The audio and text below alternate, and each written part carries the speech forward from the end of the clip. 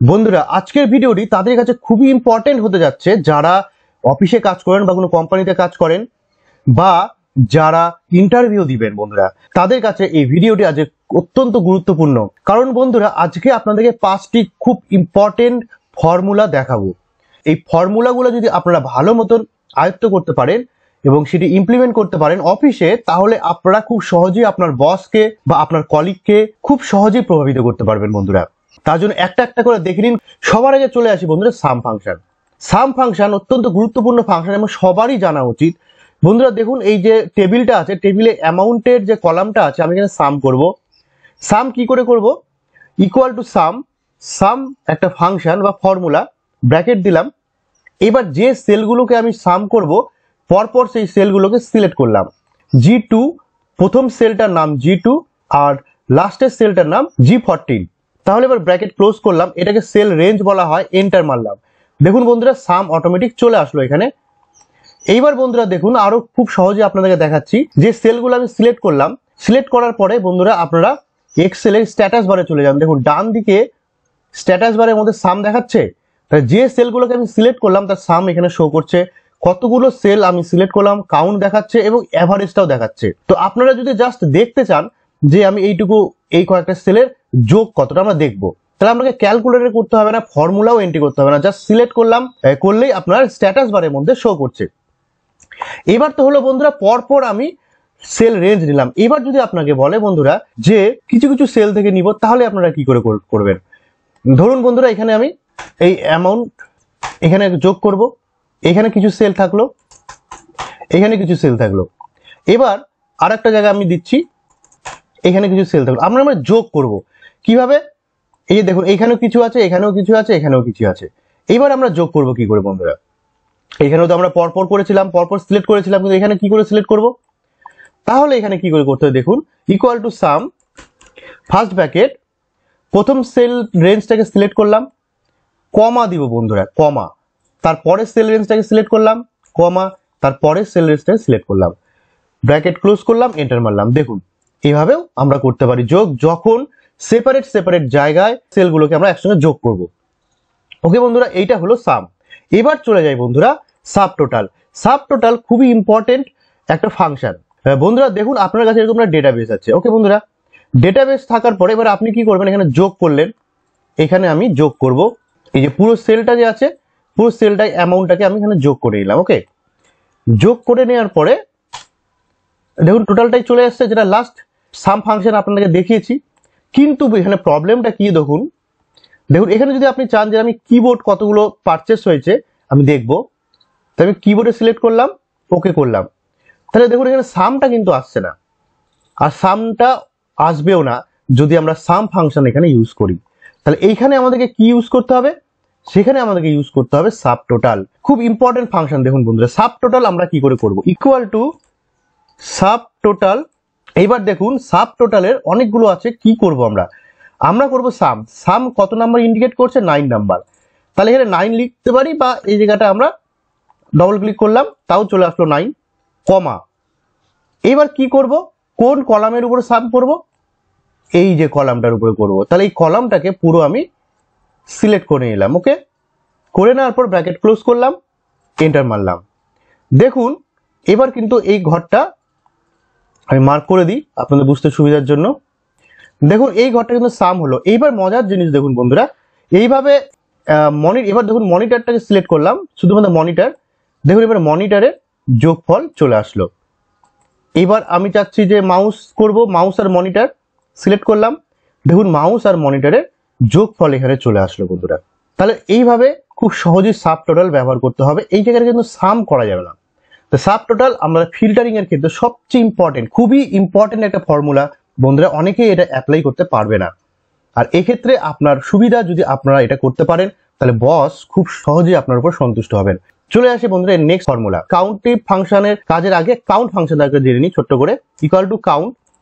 Count function কি করবে? Always number বা নিউমেরিক সেলগুলোকে কাউন্ট করবে। দেখুন এই সেলগুলো সিলেক্ট করলাম, সিলেক্ট করার পরে ব্র্যাকেট ক্লোজ করলাম, এন্টার মারলাম। দেখুন 15টা সেল আছে, এটা কিন্তু শুধুমাত্র নাম্বার, ক্যারেক্টার সেলকে কিন্তু ওরা কাউন্ট করবে না। ওকে বন্ধুরা, তাহলে এবার চলে যায় কাউন্টিফে।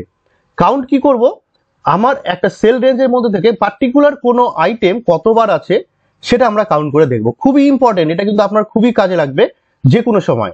তাহলে equal to count if, first bracket দিলাম, এবার কাউন্ট করব কার উপরে, এই কলামটার উপরে সিলেক্ট করলাম, পুরো রেঞ্জটাকে সিলেক্ট করলাম, ওকে, কমা।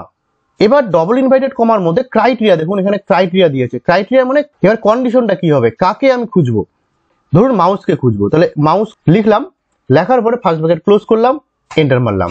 দেখুন এখানে মাউস কটা আছে, 6টা। সাপোজ আমি এখানে একটা মাউস কেটে দিয়ে আমি কিবোর্ড করলাম, দেখুন অটোমেটিক এখানে কমে গিয়ে 5টা হয়ে গেল বন্ধুরা, দেখে নিন বন্ধুরা, এখানে কমে গিয়ে 5টা হয়ে গেল।